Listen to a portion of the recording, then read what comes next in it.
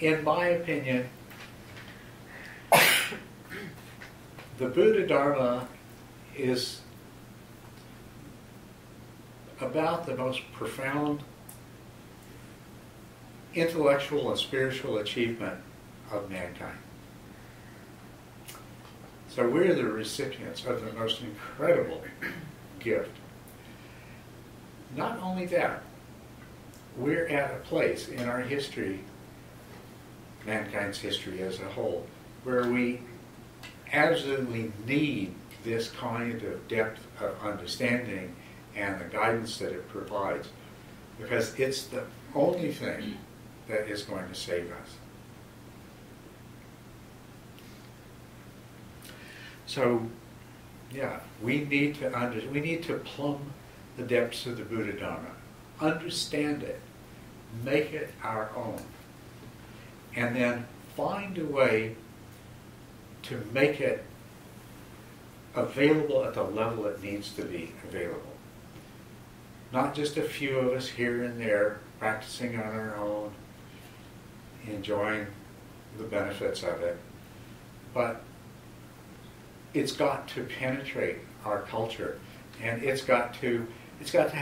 it needs a form that can be assimilated, and that in the process of being assimilated changes our culture.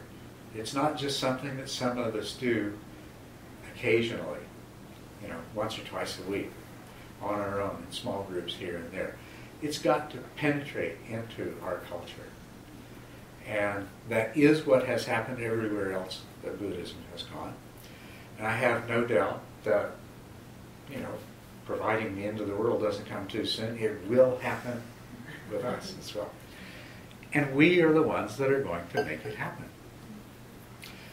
You may not have thought of yourself in those terms, but we are the ancestors of the generations to come.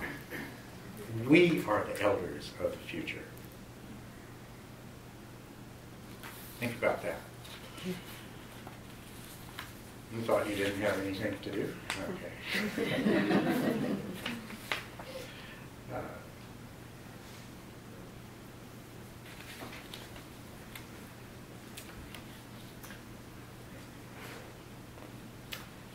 There's a website that you might be interested in looking at. I discovered some interesting material when I was doing some browsing prior to this weekend. There's a website called Juniper, juniperpath.org. It's in the handout there. Is your recorder working right now? The recorder is now. It wasn't a while ago.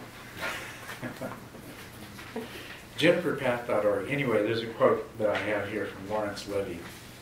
And Juniper is a group of people that are actively engaged in doing what I'm talking about, trying to tap into the essence of the Buddhadharma and put it into a form that can be that is appropriate for Westerners. And he says, Lawrence Levy writes, "We do not see ourselves as inventors of something new, but as stewards carrying into our own culture and time an extraordinary methodology for inner development." And that is true. We do not want to think of ourselves as inventing anything new, and we shouldn't. We need to go back to the original source. There is something there that is so incredibly rich and valuable that it has lasted for 2,500 years. And it has enriched the lives of incredible numbers of people worldwide. So we don't want to go in there blindly tinkering, taking a piece of this and a piece of that and making our own better version. What we want to do is get in there and understand what is there in this that makes it so powerful that it has lasted so long and that it has been so successful. But at the same time, we can't be afraid to question and challenge what we are presented with. We have to challenge all of those teachings. We have to question everything.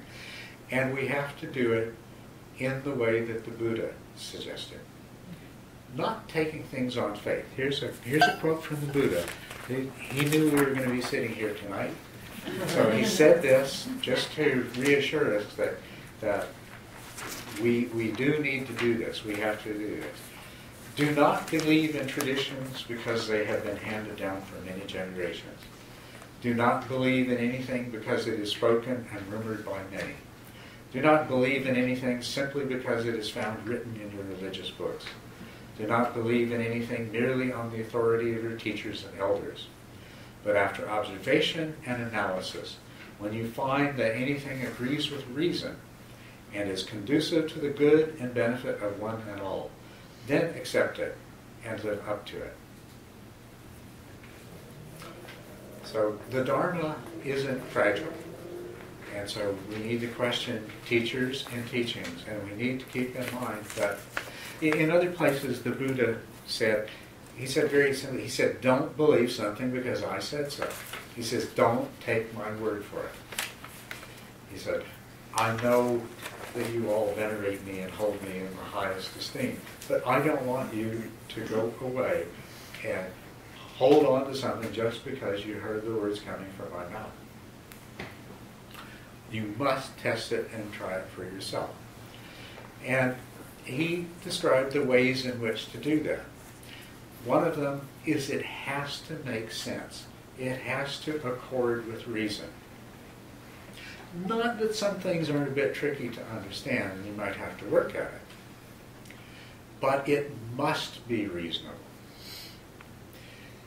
A good test is any teaching you receive. You should be able to explain it to somebody else, or you should be able to explain it to yourself afterwards.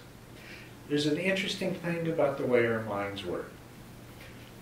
Somebody can take you on a trip in their logic, and you'll go along with them step by step, and you'll say, yeah, makes sense, right, oh yeah, right to the end.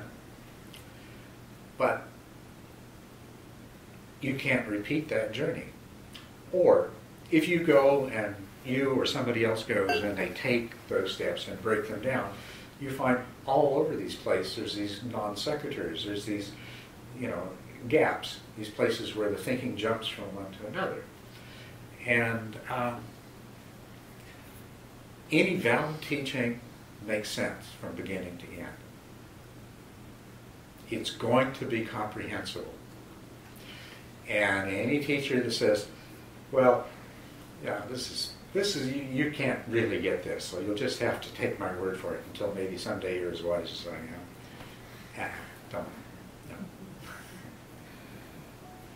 No. You could provisionally put it on the shelf and say, okay, I'll come back to that when I feel like I'm as wise as she is or he is, But don't accept it on that basis. That was one criteria. Another criteria the Buddha said is it has to fit with experience.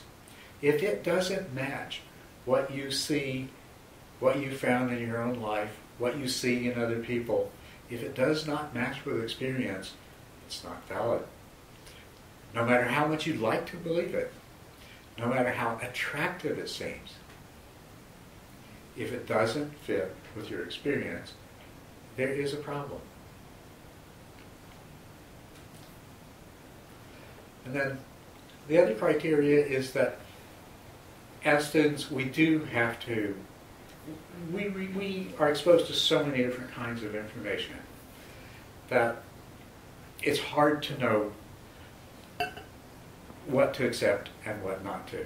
So it is important that when we're exposed to different things, if something has stood the test of time, if it is recognized and acknowledged by many people that you respect, then that's what you should start with. You should choose as your primary sources those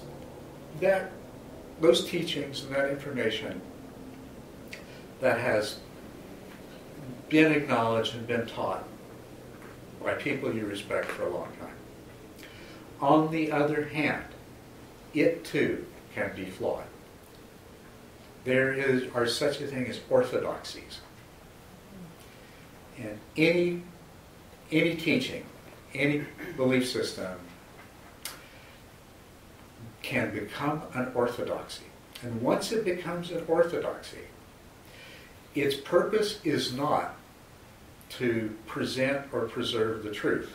Its purpose is to preserve the institution that it is the basis of. And its purpose is to sustain the authority of the teachers that teach this. When you encounter an orthodoxy, you'll encounter a whole bunch of teachers that all reinforce each other and say, yeah, this is the way it is, he's right, she's right, yeah, they're right. You can become a part of an orthodoxy. All you have to do is learn the rules and follow them, and once everyone else is convinced that you're going there, you're not going to stray from the orthodoxy, then you're a member of it as well. But you want to watch out for that. Lineages, no matter how fabulous and old and revered the lineage, lineages can pass along misperceptions and misunderstandings every bit as effectively as they can preserve and pass along truths. So you have to. So you can use lineage, you can use scriptures, you can use these kinds of things as guidelines, but you have to be very careful. They are the least reliable of all sources of information. Just because something has been taught for a long time, as the Buddha said, just because it's found in your religious books, merely on the authority of your teachers and elders, question it. Does it fit with reason? Does it fit with experience? And the most important thing is, does it work? It should produce results, and it should produce the kind of results that you want. If you've been following a path for 10 years and you're still not where you think you should be, can't see that you've made much progress, there's probably something wrong with that path. One thing that I like to say about the Buddha's teachings, if you follow the Buddha's teachings as he taught them, they're good in the beginning, they're good in the middle, and they're good in the end. As soon as you start to practice them, you will experience benefits. And then as you continue to practice them, the benefits will only increase and multiply. And there is an ultimate goal in the Buddhist teachings, which we'll get to. And so if what you have received is indeed a valid form of the Buddhadharma, it's going to be moving you inexorably closer to that goal the entire time. And if it doesn't, then you have every right to question it and look for something that's more effective. Of course, it's, I'm not saying that some of us, that sometimes the responsibility for something not working isn't our own, because obviously it is, and you all know that. But you also know that when you have followed the instructions, when you've made the effort, it should be producing some fruit. And if it's not, then it's time to look further. Time to look elsewhere. So, does anybody have any comments or questions at this point?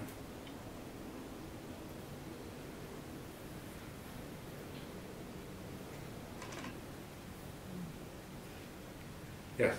Well, precisely because I don't think of myself as a skilled teacher, but I sure would like to share this with my friends.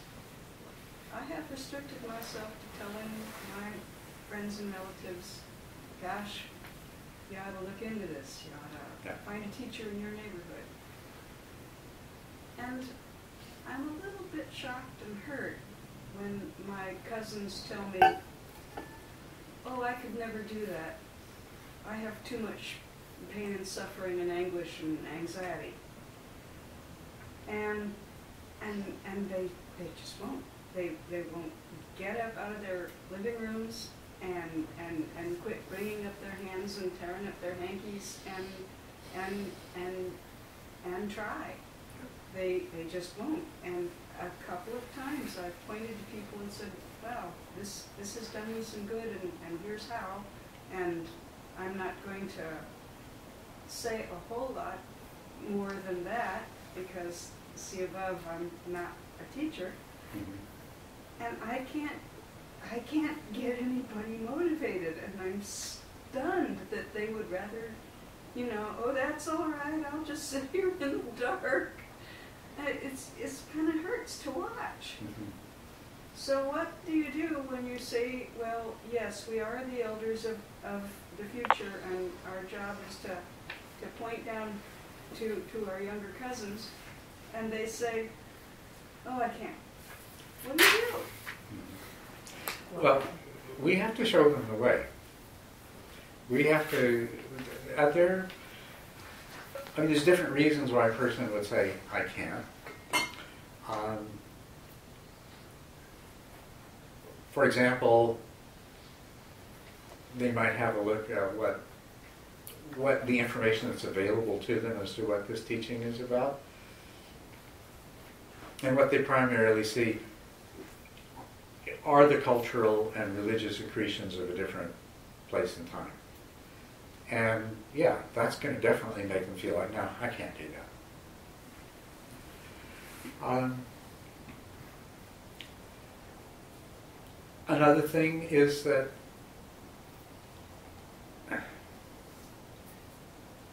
this is something that takes time.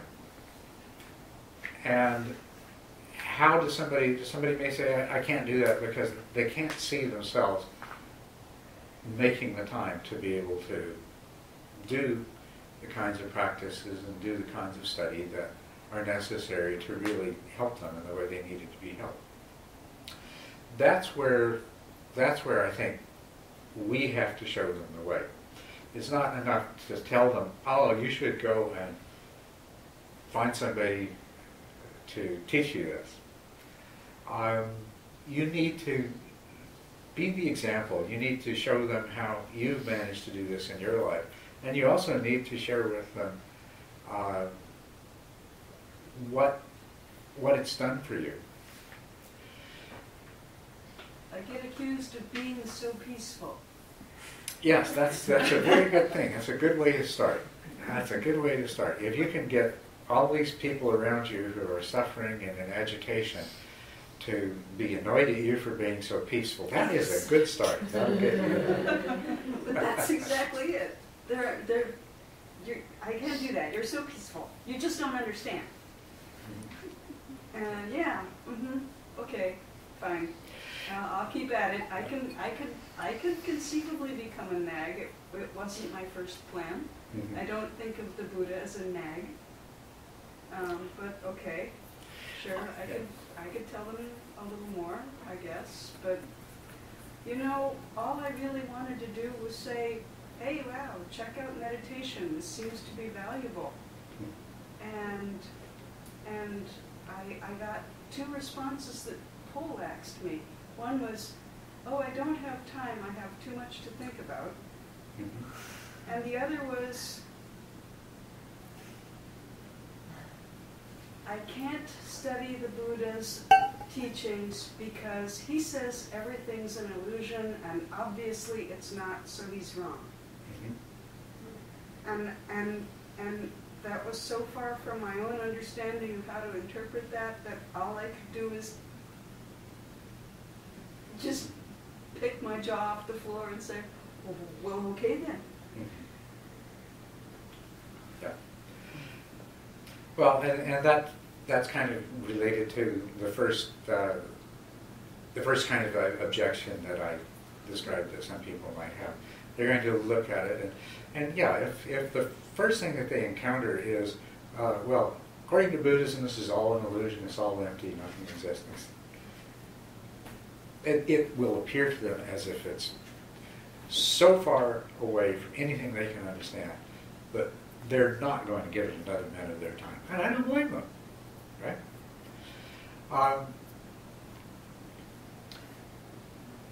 So that's got to change. And the way that that's going to change is when when this teaching stops being presented in these old forms. When it starts being presented in a form that's appropriate to our ways of thinking and understanding. That's the job that lies ahead of us. I don't have the answer for you.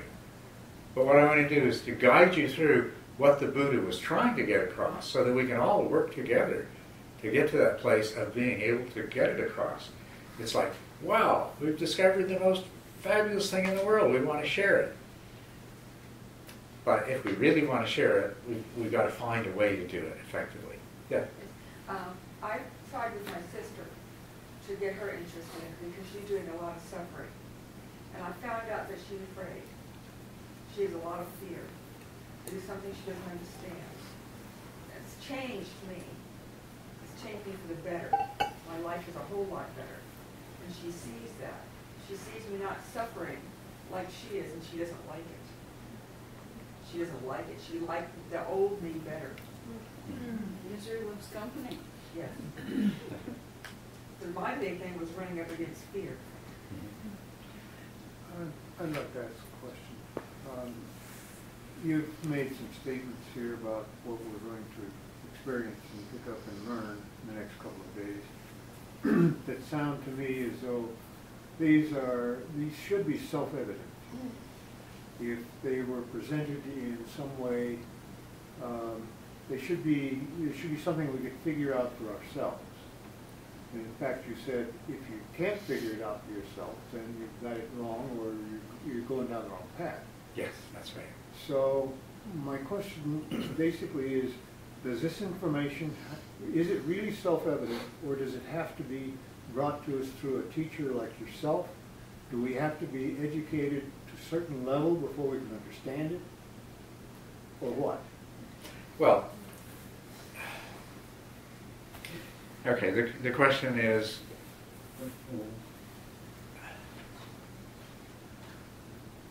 to say that this is self-evident and we can understand it by ourselves, does that mean that anybody without any guidance or teaching can take this information and penetrate it? Or is some kind of teacher required? Yes, some kind of teaching is required. Basically, the world of science is about things that you might describe as self-evident, but they're only self-evident if you have the right tools and if you have the right prior knowledge to approach the situation with. That was my question. And that's the thing. When we grow up, when we go to high school, we take science courses, and then we learn more science in university, and little bits and pieces of science come at us all of the time. And so, for the average person in our society, there are a lot of things that would be totally impenetrable to somebody from, say, the 16th century, that we would probably say, well, yeah, that's self-evident. It's because we have that level of prior knowledge that we know how to look at it, we know how to understand it. And, of course, there are deeper levels of understanding that don't come that easily, but if we have the right tools and the right training, you know, if you have the right instruments, the microscopes and the telescopes and the whatever else, then they too become self-evident. Right? Well, this has been around for 2,500 years, right? Yeah. So why does it take further education today, 2,500 years away, to understand something that was self-evident 2,500 years ago? Well, now, we're not saying that it was self-evident to everybody 2,500 years ago and it's not self-evident today. Okay. As a matter of fact, I think what I hope you will find yourself as we go through this over the course of the weekend is that we are in a much, much better position to understand these ideas than were the people that the Buddha was talking to in his time. We really have a great head start on them. They will be more self-evident to us. But it does require, just as with the examples of scientific understanding, there's a certain amount of prior knowledge and then certain instruments that are required. So you need to have somebody to teach you, or you need to read or listen or whatever, to get that prior knowledge that allows you to put together the pieces of information that you already have in such a way that it allows you to see something that you didn't see before. So you do need the teaching, and you do need the prior knowledge. And the same thing's true of the instrument. Your intellect and that kind of understanding is only going to take you to a certain place. And you can't get any farther. That's sort of like without microscopes and telescopes and everything else. You're only going to achieve, no matter how good the teaching you receive, you're not going to achieve the same depth of understanding of the physical world without the instruments to explore it. And that's where the meditation comes in. Meditation provides you with the instruments to see and understand things that otherwise the chances are you would never understand. But of course the instrument you're using is your mind, and you're making it into a different kind of instrument through the training that you do. But this is a really important part of this whole thing. We can talk about the Dharma, and we can study it, and we can understand it, and we can take the ideas, we can try them out in our life, and we say, yeah, this is true, yeah, that's true. And we can build up all of the necessary background of understanding at the intellectual level. That will get us, good halfway, 2/3 of the way along the path. But if we want to get to the end, and actually if we want to even get 2/3 of the way along the path much more quickly, what we need is we need to have the instrument that's going to allow us to see things that we can't otherwise see, to penetrate the veil of illusion. It's not. It's really good for somebody to have somebody point out to you that this isn't really the way it appears to be, and if you'll notice this and if you'll notice that, you'll realize it couldn't really be the way it appears to be. That's all fine and good. But you're not going to see it for the illusion it is until you penetrate it and you have that direct experience that, wow, this is not what I thought at all. It's what I call the Toto phenomenon. Oh gee, my memory just lapsed. What's the little girl's name that got carried away? Dorothy, yeah. Yeah, Dorothy's there, totally intimidated by Oz, the booming voice, and everything else, And then Toto pulls the curtain aside. And once you've seen what's on the other side of the veil, it makes a difference that nothing else can. That's where the meditation comes in. You need to have the instrument available to you, which is a mind. Basically, it's a mind with stable attention and with powerful mindfulness. And if you have these, and then you use that mind in the right way, you're going to have an experience called insight. And insight is where you see in a very direct way the underlying truth behind the things that you've already learned intellectually. And the more prepared your mind is, the easier it is for you to see those things. If you know what you're looking for, you're likely to discover it far more quickly than if you have no idea what you're looking for, but you're just looking. But, the insights, through a combination of understanding the Dharma at intellectual level, and through meditation and acquiring the skills and abilities to see things as they really are, then this is the combination that you need. Now, in our culture, meditation has really caught on. The rest of the Dharma, not so much. There's 3 parts to the Dharma. The Eightfold Path is divided up into wisdom, virtue, and meditation. Those are the 3 parts. And meditation is caught on in a big way in Western culture. That's probably why most of you are here. Some of you may also be here because you have an interest in the wisdom and virtue teachings. But I'd be willing to make a bet that it wasn't always the case, and more than anything else, it was probably meditation that brought you in this direction to begin with. And that's what's being embraced very strongly. We are a secular and scientific culture. Meditation is a fabulous tool.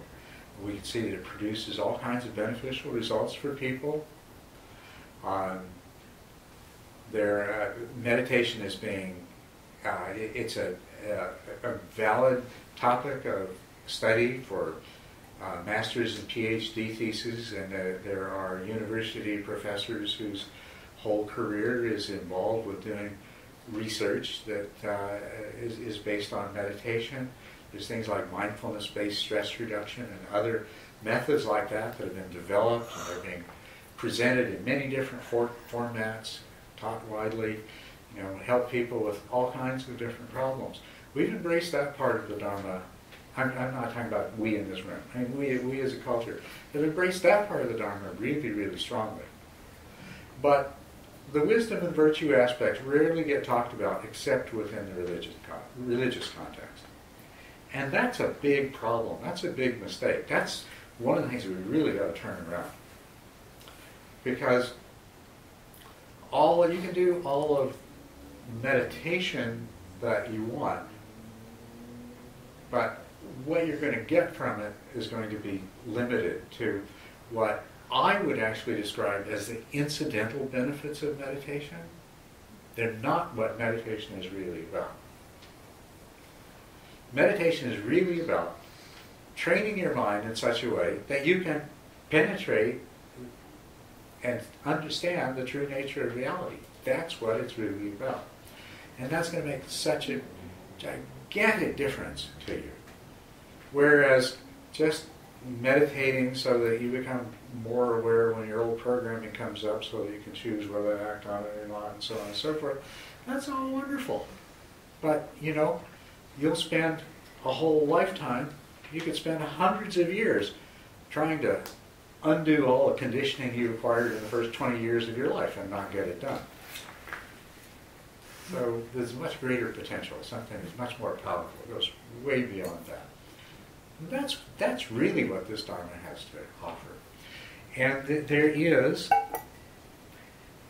the risk that we could just become great meditators and do really well at overcoming our OCD and our PTSD, things like that, but never even approach what the true potential is of this Buddhadharma. So that's why we, those of us in this room, need to penetrate it deeply. We need to discern what are unnecessary trappings, what is the core, how can the core be represented in such a way that your cousin who's miserable and suffering can see that this is something that she could stand to learn more about, she or he could stand to learn more about. Yes? Do you think it's possible to become extremely proficient in meditation, but continue to commit fundamentally non-virtuous acts and really be a non-virtuous person, and yet still be highly proficient in meditation, or are you just deceiving yourself, or? Not to be highly proficient, well, depending on what you call highly proficient, but in the progress of meditation, there's a certain point that you reach where, if you aren't leading a virtuous life, if you haven't purified your mind of the major defilements, you're not going to go any further. You're going to get to that point, and that's it. Now there is kind of a caveat there. There are some people with certain kinds of personality disorders that can engage in very unwholesome acts and seem to carry no residue of that with them. And so I hold out the possibility that there are people who could become extremely adept at meditation, even though they are very non-virtuous, and as a matter of fact, just the opposite. There's a fellow by the name of William Hamilton that wrote a book. I don't even know if it's in print anymore. It's a marvelous book. I recommend it to you if you get a chance to have a look at it. It's called Saints and Psychopaths. Saints and Psychopaths. And what he's dealing with there, I think, is this sense, is the same thing that I'm talking about, the sense that I have, that there are certain kinds of personality disorders which can allow a person to acquire tremendous abilities, and as a result of that, develop great charisma, which just puts them in a better position than ever to exploit other people. So, but for most of us, to the degree that we haven't dealt with the virtue component, our meditation is going to progress just fine up to a certain point, and then it's going to get stuck, and it's not going to go much past that. As a matter of fact, it doesn't just get stuck, it gets very uncomfortable. When you reach a certain point in your meditation practice, when joy and happiness are trying to arise, and they're being obstructed because in your mind is all this residue of the things that you've done that you shouldn't, or didn't do that you should have, and so on and so forth, and the worry and the agitation and the remorse and everything else from that, then there's this huge amount of energy that's trying to well up, which, if it were able to, would launch you into a state of great joy and happiness. But because it can't, it makes you miserable. It makes your body hurt, makes you break out in sweat, makes you jerk and twitch. And, it's not very pleasant. So if you reach that point, you know what to do. You just need to clean up the air act, purify your mind a bit, and then you'll go right on ahead. Would you, a little follow-up question, would you say, of course, the West has seen teachers, spiritual teachers that have issues with substance abuse or with sexual misconduct. So would you say, in working with a teacher that has an issue like that, that the teaching is suspect because of the issue with the substance abuse or the sexual shenanigans? Well, I think of that in exactly the same way. Do I want to take a course in shop safety from the guy that's cut all his fingers off?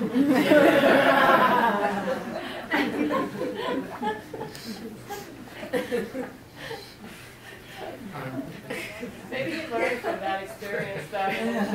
Well, and they can, and that is true. I mean, the thing is, what happens to people is yes, they're on a spiritual path, and they achieve a certain level, and then for some reason or other they get sidetracked, and those same old lusts and aversions that we all have come to the fore. So this is one of the dangers of the spiritual path. You get to a certain point, and what you have gained becomes a means to pursue material wealth and sexual gratification, and have people in adulation sitting around and worshiping you, and that's a big mistake. Usually it catches up with a person that's very traumatic. We've heard of all what happened at the Zen Center and here and there and all these other places. That doesn't mean that person can't get back on track, and that doesn't mean that person can't have learned something very, very profound. But still, you'd want to make sure that they had got back on track. And they had learned the lesson, Yeah. Right. Well, I think this is approaching it from a little different direction that I had read. There are no enlightened beings, there are only enlightened moments. And so the idea is to increase the enlightened moments. So, anyway, I just think that is kind of the human condition. Yes, it is. Actually, I have a very similar saying that I like, which is, there are no enlightened persons, only enlightened behavior. Yeah. Well, I'm just interested in, what do you think about like Pema Chodron's teacher who was, is it Rinpoche, who was really a drunkard, and, you know, he has millions of followers, you know, and, you know, their thing is, well, you know, yeah, he did that, but his message was so great that it didn't matter. What about that? Well, the question for any of you who couldn't hear is, what do I think of someone like Chodron Trungpa,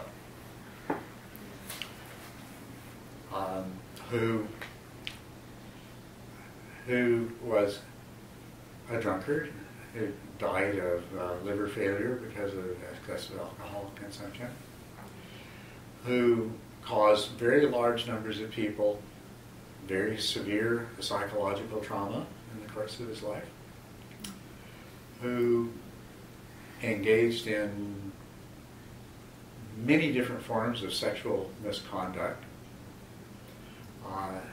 and in ways that were injurious to other people. Yet in spite of all that, he's left this tremendous legacy. There are huge numbers of people that have learned about the Dharma, have learned about practices, who have made great progress themselves on their spiritual path. And one example you mentioned was Pema Chodron, who is a person that has helped. She's written books, she gives talks, she's provided guidance, she's helped many people. So, well, I'd have to put it back to you. What do you think of it? No harm, that's why I asked you. Are you saying, well, I don't know what to think of that? Is that what Yeah, you're I saying? don't know, because what I hear you saying that, and then, you know, and then I hear this other, you know, philosophy, belief, or whatever, and it's confusing. And yeah, that's why I'm asking, what's your opinion of that? Okay, well, I saw another hand. I'm going to hear from some other people before I do that myself. Well, Pema Chodron usually early on in most of her work, her writings, she speaks about how the path is not up, up, up to the top of the mountain, but down, down, down to the depths, and to use those deep and dark experiences in life as the arrow to penetrate reality. And he may have been using the dark behaviors to find that depth. I don't know that that's so, but that's, you know, she speaks about that quite eloquently, and so that's a way of practice. Well, go ahead. And it isn't true that there were thousands and thousands of people who are harmed. That's just not true. I think that the people who studied with Trungpa Rinpoche took responsibility for entering the Vajrayana path and took it very seriously. And the people who chose to get involved with him as a lover chose to. It really was a choice. Do you think so? I do. You don't think he used his power? No. She was there. She was a student and she was there. Well, I'm sorry, but I mean, any teacher that's ever gotten sexually involved with a student would say, well, they did it by their own choice. I mean, even if they're an algebra teacher, I always say that. So that doesn't carry much weight. And maybe thousands and thousands is more than accurate, but there are accounts of enough hundreds of people that have been injured in different ways to add up to well over 1,000. I mean, this is the kind of stuff that people have been upset about enough to put on the internet and things like that. And injured in many different ways, not just because of his sexual behavior, but people who were injured psychologically because of the way he treated them or addressed them in front of others, and all kinds of situations. But anyway, that's so. Yeah, I don't think you can write off the problem. You cannot write off the question that's been asked here. He engaged in a lot of behavior that was harmful to a lot of people. And so now the question we're asking here is, how does that weigh against the good that he seems to have done as well? Why do we continually want to make our teachers into deities? You know, I mean, what? And then when they don't live up to our expectations, we become so disappointed. You know, the Dharma, in my mind, is about your own thinking, the way your mind works. And if your teacher isn't filling that need, then find another teacher. There's plenty of them. I agree with you, and this is a bit of a digression. I want to come back to you. But when the Buddha was dying, they wanted to know, well, who's going to take over the Sangha? Who's going to be in charge? Who's going to be the head honcho? Who's going to teach us? And he said, you don't need a teacher. He said, we don't need anybody in charge. Of course, they didn't follow that instruction. They went ahead and created hierarchical structures, and in certain cultures, Buddhism developed into this really, well, this whole guru yoga thing happened. So they ignored what the Buddha said. But he said, let the Dharma be the teacher. Let the Sangha be the teacher. You don't need a teacher. And in this handout that I gave you, one part of it, Lama Surya Das discusses the directions that he sees Buddhism going in the West. And one of them I think is really important is Western culture is far more egalitarian. Tibetans can engage in guru worship without getting mired in the kind of problems that Westerners do. Because Westerners are not used to it. Our culture, even though it's hierarchical, is far more egalitarian than any of these Eastern cultures. So we haven't learned to function in those kinds of power imbalances the way that they have. So no, we don't need to make our teachers into gurus, our gurus into gods. Not only do we not need to, but it would be a really serious mistake if we did. I mean, to the degree that we are doing that already, all kinds of things are happening that are regrettable and unfortunate. And I think modern Western Buddhism is going to be very egalitarian, and I think those kinds of abuses will be less common as we become more egalitarian.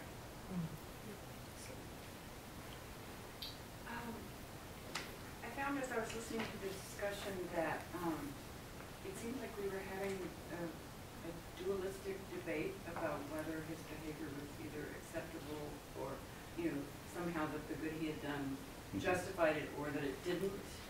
And I think one of the things that happens when Westerners try to practice the Dharma is that we are really very well trained in dualistic thinking, and that that's one of the things that's a challenge, but also a profound lesson for us. And so, I just found myself thinking, well, why do we need to judge him?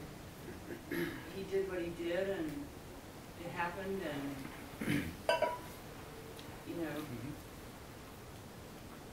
I don't know that it really is going to change who I would choose to seek teachings from, or my practice. It's it sounds unfortunate that pain happened, and maybe there's as much opportunity as there is disillusionment. Maybe some people left and never studied the Dharma again or something, but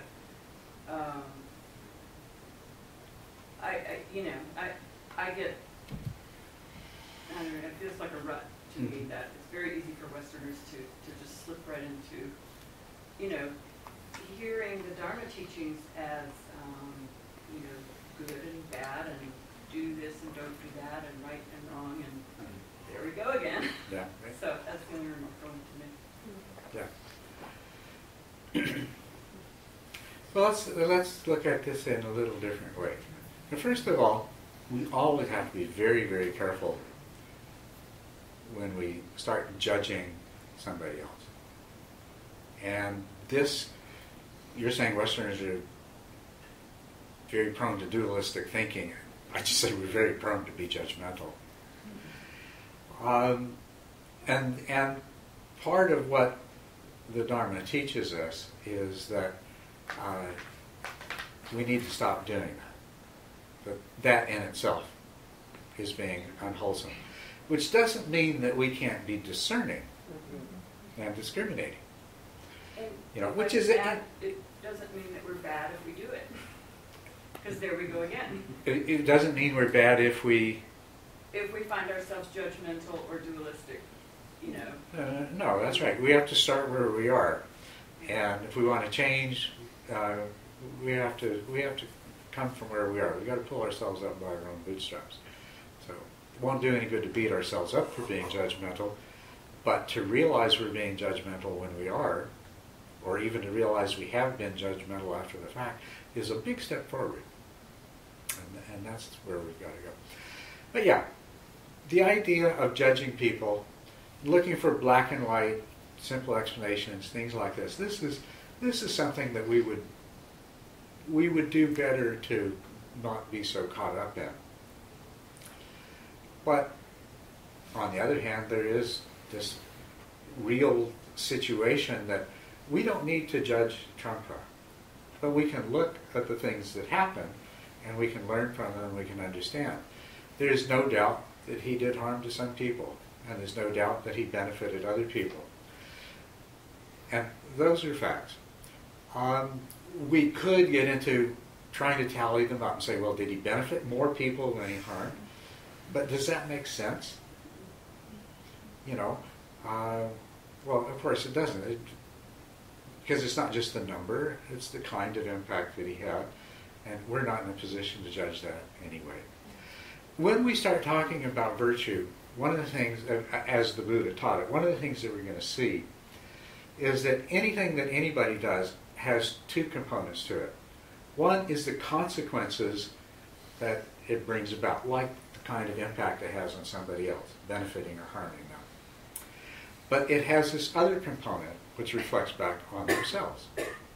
And so we can, well, we already know that people can do good things for bad reasons and bad things for good reasons. And people can do bad things that produce good results and good things that produce bad results. The situation is complicated.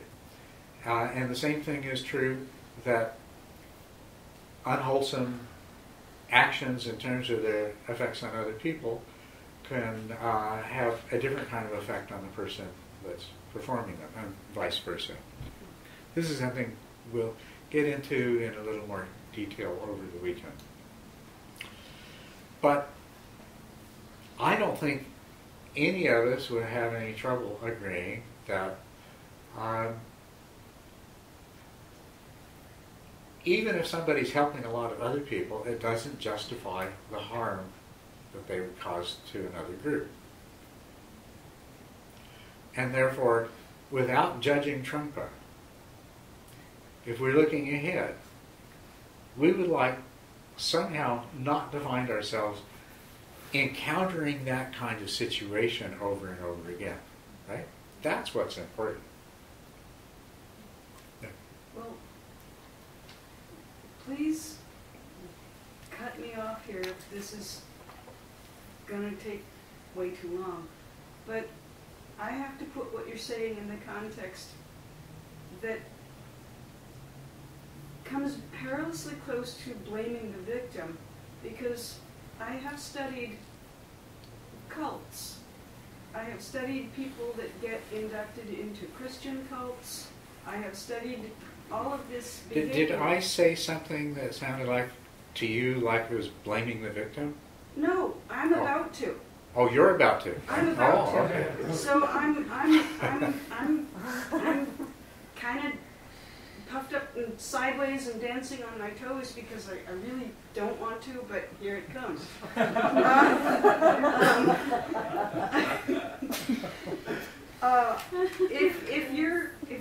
There is a, it's really unfortunate when people get suckered in because they have ideals and but there are people that have a bend of mind where you can get inducted into the cult of Mickey Mouse. And Mickey Mouse is it, man. Mickey Mouse has the wisdom and you can get it. And I have watched people get glassy-eyed with that and derive amazing things from stuff that I would have thought was pretty shallow. And then they go down the road a couple of years and get hurt and get disillusioned and leave their cult and are at sea and need therapy to figure out how to rebuild their own integrity. And I would very much like to know how the Dharma can approach these people that, at least from my perspective, they look kind of weak-willed when they walked in, if they could have fallen for the cult of Mickey Mouse. I don't want to blame the victim because there is a terrible dynamic of too much power with teachers. That can happen too. But sometimes there are just people that they fell for a good joke and it hurt them. And what would the Dharma do with people that they still need their integrity? They need to become stronger before they fall for another one. Well, this is one of the things that we can talk about over the course of the weekend. What we need to do first is to create the foundation, because there's certain principles that we'll use to be able to look at those situations and those questions and come up with answers. That's the whole, that's what this Dharma is all about. It's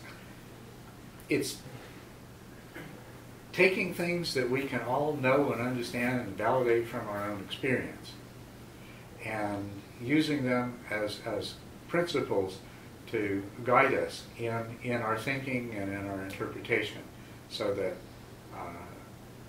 we can get where we need to be, so that we help other people get where they need to be, so that we can understand what's really happening around us.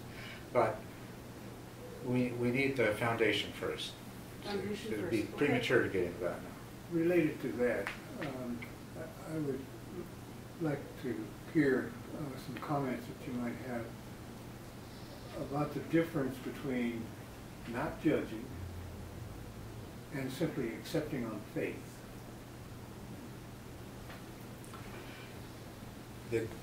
Not judge.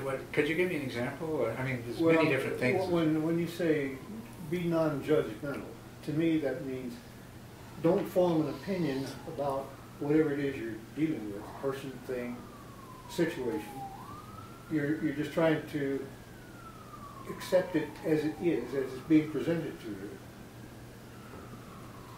And the other aspect that I ask about is accepting things on faith, which is what you have to do in many cases in many religions.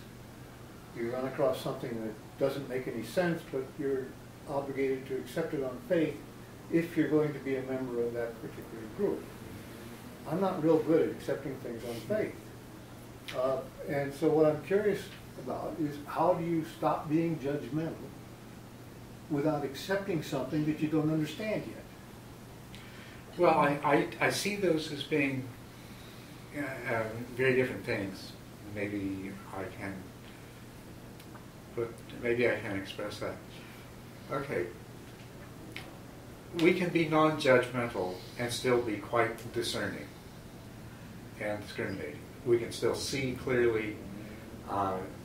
We don't need to judge Trungpa as a person, for example, in order to see and discern clearly that some of the things he did are things that we would like not to see repeated, but other things that he did,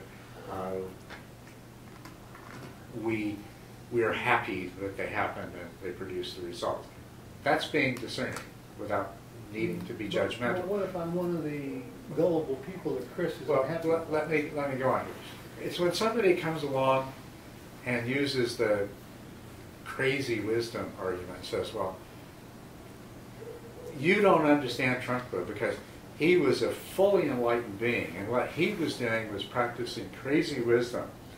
And you've got to take it on faith that those people that you think he hurt, he was really doing exactly what they needed. And they benefit just because you can't see it.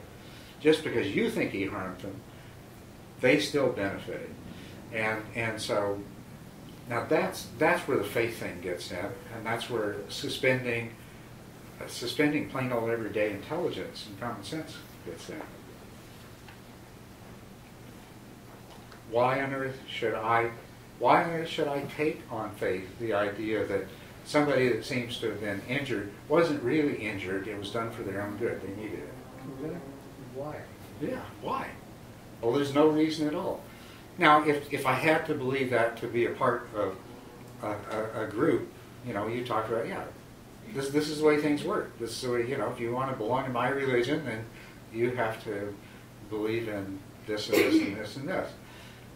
If you want to be a part of a group badly enough to suspend your intellectual faculties to that degree, boy, you better look at why that's so important to you. You've got a problem. And that's what she's talking about. There's people, they are damaged already, and they are vulnerable because of that.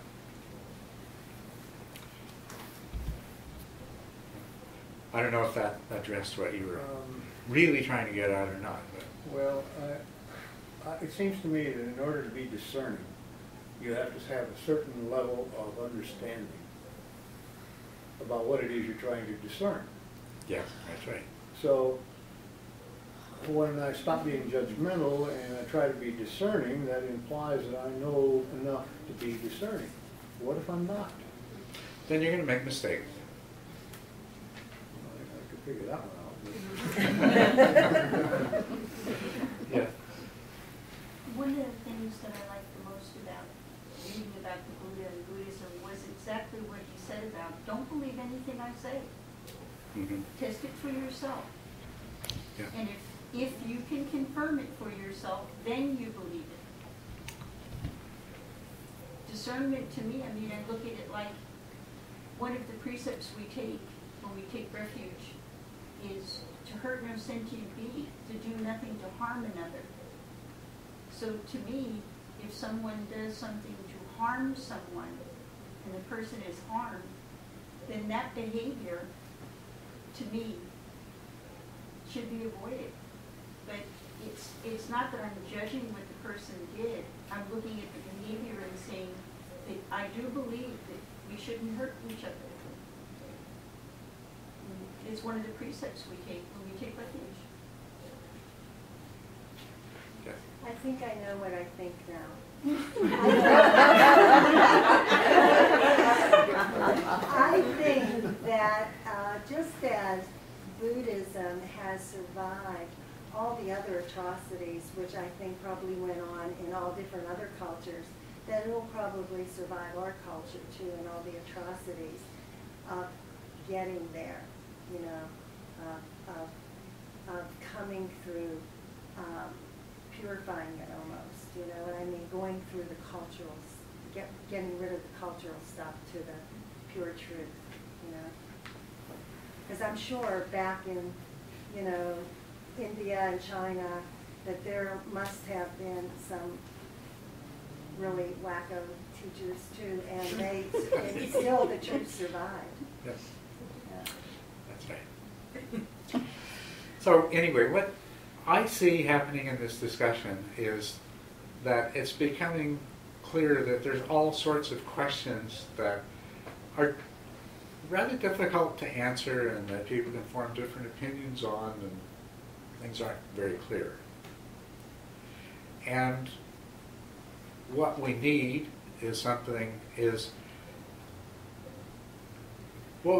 are some operating principles that we can all agree on and validate for ourselves. And we don't have to take on faith. And we don't have to take anybody else's word for it. And then we can use those as a guide to find for ourselves the answers that we need to all of these kinds of questions. And that's really what the wisdom teachings offer. The Four Noble Truths, the three characteristics, the operation of karma. These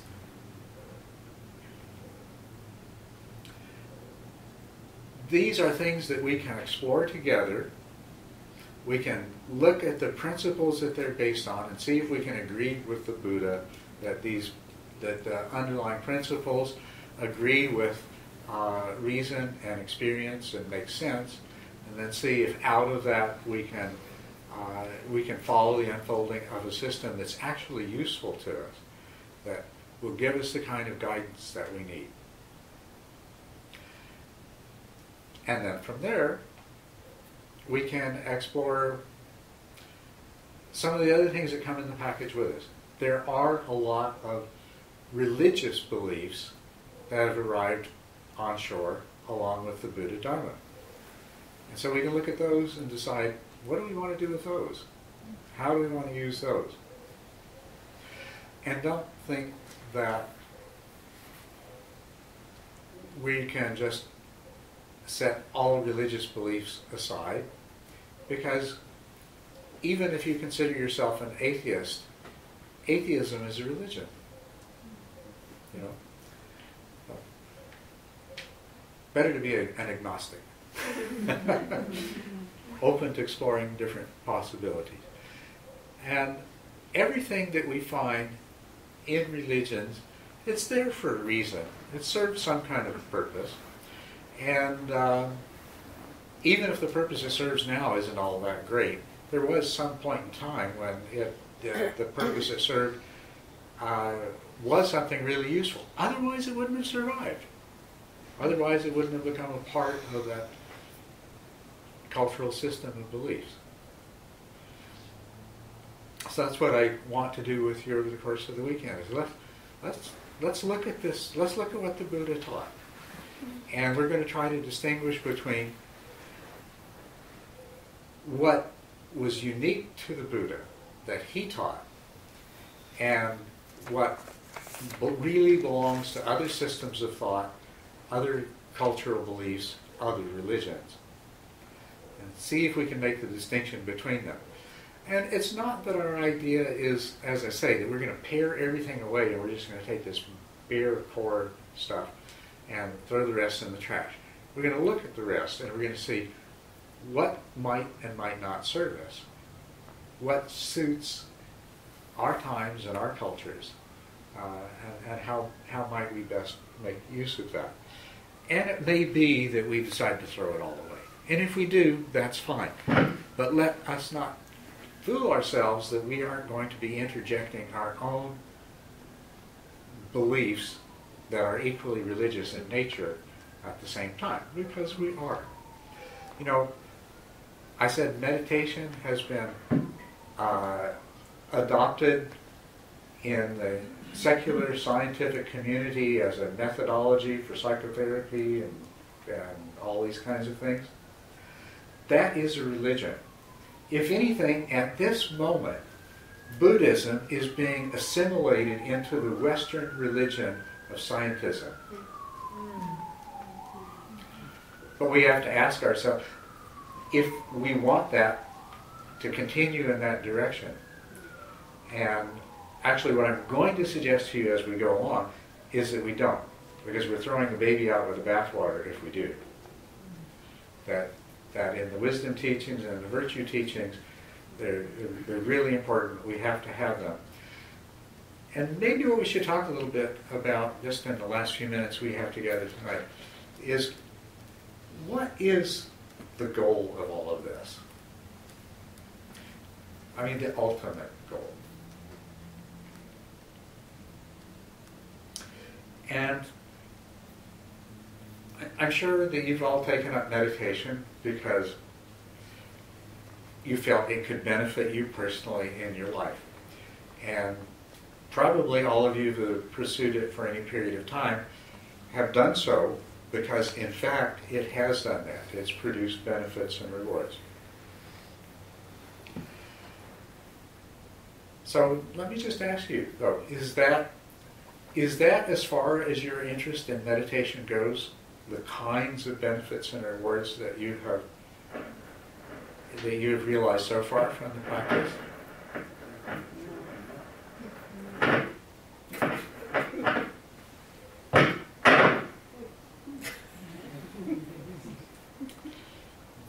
Yes?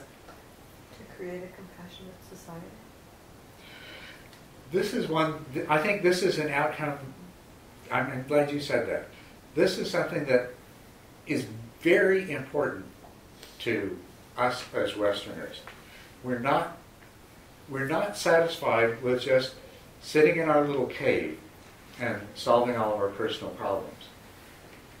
We want this, socially engaged Buddhism, all of these ideas, we want this to extend out to the community at large. As a matter of fact, most of us probably want this to be a tool for righting the wrongs of the world at large. Mm-hmm. So, yeah, that's one thing we want from it. What else do we want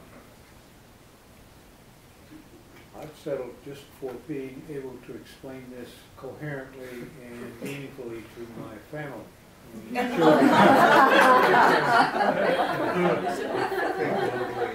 Well, I'm going to do my best to put it in such a way that you can do that. I really want to. That's what I'm going to do. I want you to. What about the idea of, what is this awakening stuff anyway? Awakening from what? To what? Why? Go ahead. Awakening from suffering to reality. Yes. Our situation is that life isn't truly satisfying the way it is. We can see that things could be better. So now this gets ahead into what we're going to talk about tomorrow, but that's what the Buddha said. It's because you don't see things as they really are, because you're trapped in a delusion, that you're creating suffering for yourself and people around you. So what you would be awakening from is that delusion, that illusion. What would that feel like, do you think? From anything you've heard or read or anything else, what would it be like to achieve that? Yeah? Couldn't you view enlightenment as the teaching of enlightenment as a metaphor for the change that occurs through meditation, increased concentration, clarity, equanimity, better sleep, less angry, able to get over things? Yeah, but see what you're saying, less angry, but still angry. Sleep better, but not all that good.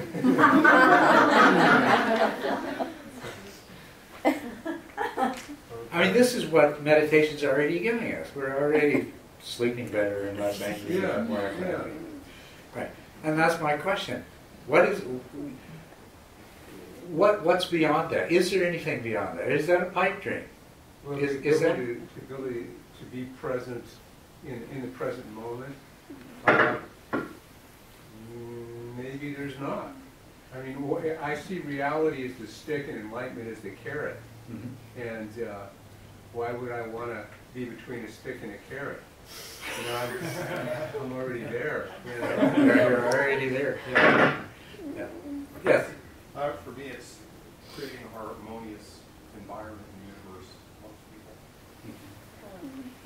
Well, see, that's a part of having less suffering and more happiness in your life, is more harmony with the people around you. Yeah. And more engagement. More engagement. Yeah. Breaking the cycle of suffering. Yeah. breaking the cycle of suffering. Really, what the promise is here, let's not pussyfoot around it. The promise is that you can completely overcome all suffering and not have any more suffering at all. And I'll bet you that's hard to believe. You like the idea, but it's hard to believe that such a thing is possible. Right? Cut that part right. Yeah. And what you would like to be is happy all the time, and to be happy in a way that wasn't dependent upon what was happening around you. It didn't come and go when different kinds of things happened, right? And it's the same thing. Too good to be true. It sounds too good to be true. But is it too good to be true? Compassion. Okay, the idea, what an enlightened person or an awakened person, what is it like to be an awakened person? You experience no more suffering. You are happy, and your happiness doesn't depend on external circumstances. You have no desire and aversion, so why do you do anything? Because you're filled with compassion, and because the wisdom you have provides life and provides acting out of compassion with all of the meaning that you ever need to motivate you to do what you do. Isn't this what you really want? You want to be free from suffering, you want to be happy, you want to have a meaningful life, you want things to make sense to you, you want to understand why things are the way they are. That is the promise. That is the promise. And that's part of what we have to look at. Because the Buddha didn't, if we look at the Buddhadharma, it's not just a promise that if you meditate, keep the precepts, do this and do that, everything's going to be a bit better than it has been. That's not the promise.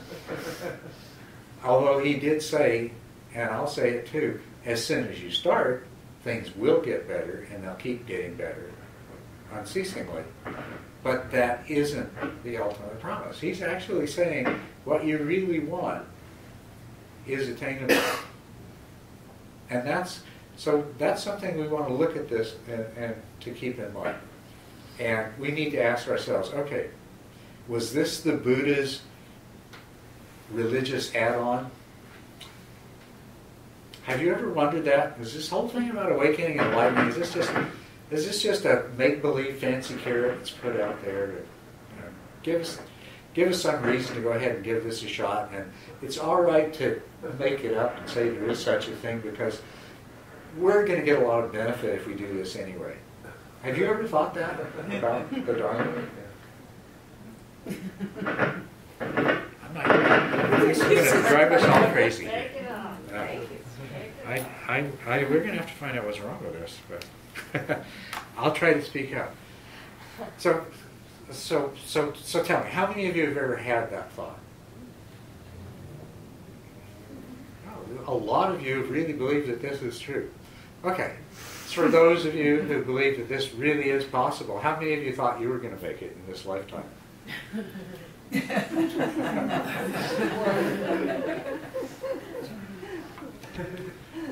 Yeah. Well, I just kind of want to ask one question. Based on everything that you have suggested about Toto pulling back the curtain, it's a discontinuity. Does enlightenment, what does it feel like? I wonder if it requires a complete reorganization of our whole perception so that we don't even perceive the world like we used to. It just is completely discontinuous, and that makes me feel like, am I even going to be from this planet anymore? If you are completely free from suffering, if you are happy and nothing can change that, if you are filled with compassion, life has meaning, and you have wisdom, do you care?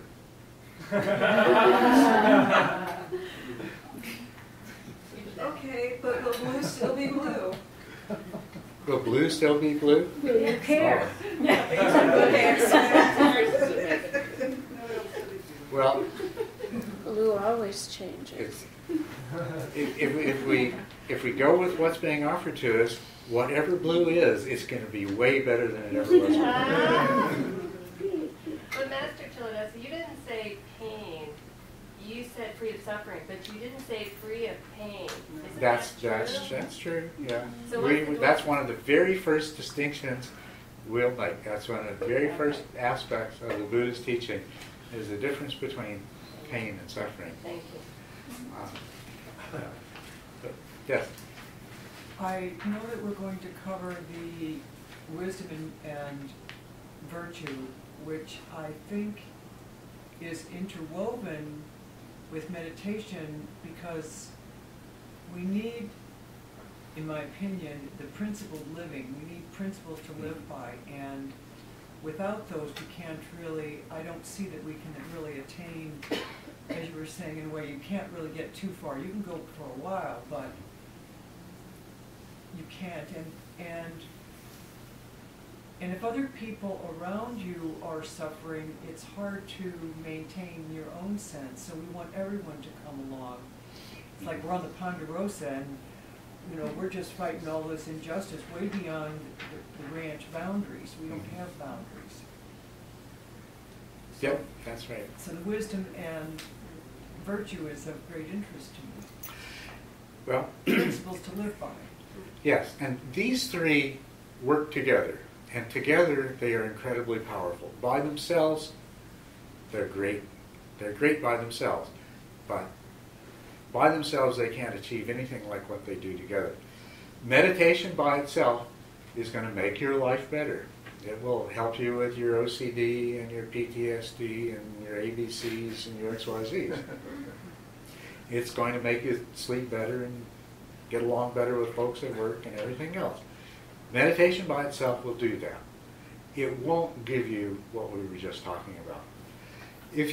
The practice of virtue is going to make you into somebody who feels really good about themselves, who everybody around them really feels good about, who has a lot of good things happen to them, because that's what happens when you are a truly virtuous person in the world. The world rewards you. But it's not going to give you what we talked about. And the practice of wisdom study will provide you an enormous degree of intellectual satisfaction. And it will allow you to go through the suffering of your days with this feeling like, well, at least I know what's happening, why this is happening, and so on and so forth. But it's not going to get you what we were talking about. It's when the three come together. They're like a tripod. They support each other. And the three together do make it possible, what we're talking about. Probably the main reason, and that not just people in this room or people in this country, but people in many Buddhist countries have come to, in one way or another, doubt the goal, the purpose, the ultimate end that the Buddha promised, is because they haven't put all three parts together. And when I say they've doubted it, there's different ways of doubting it.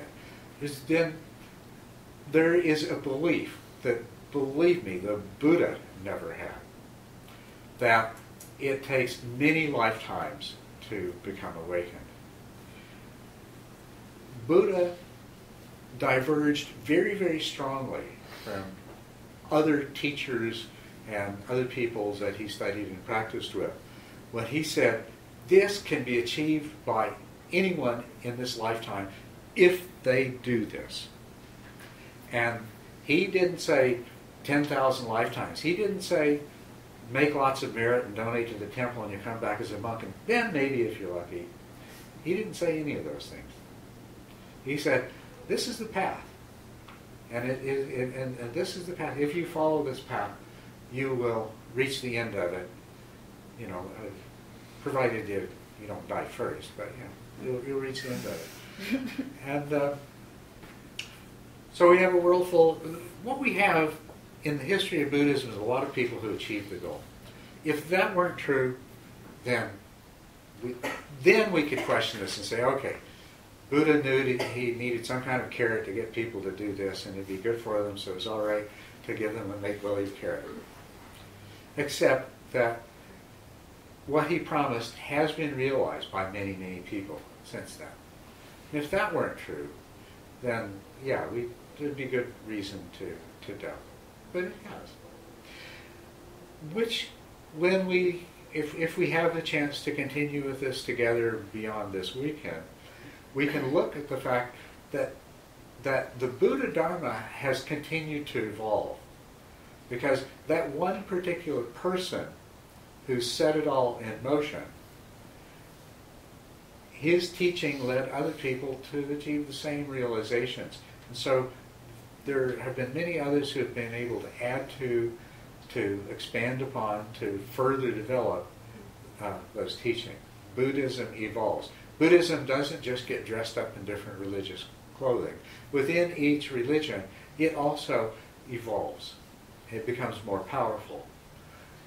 It becomes, in many ways, more clear. So,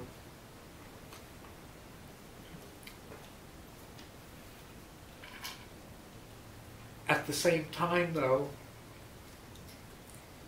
something happened that was unfortunate.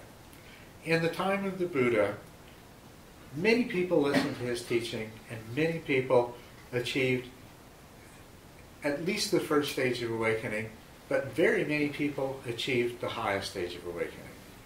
But then somehow or another, over the passage of time, we've had a thing where most people in most Buddhist countries don't really believe it's a possibility for them in their lifetime. That's a sad and unfortunate thing. So part of what we have to do, not just root out the Buddhadharma itself and make it our own, but we've also got to look at it closely enough so that we can figure out, where did it get off track? How did it ever get so far off track that somebody could honestly, and since somebody who understood this Dharma through lots of study and practice could sincerely say, well, it could take 10,000 lifetimes.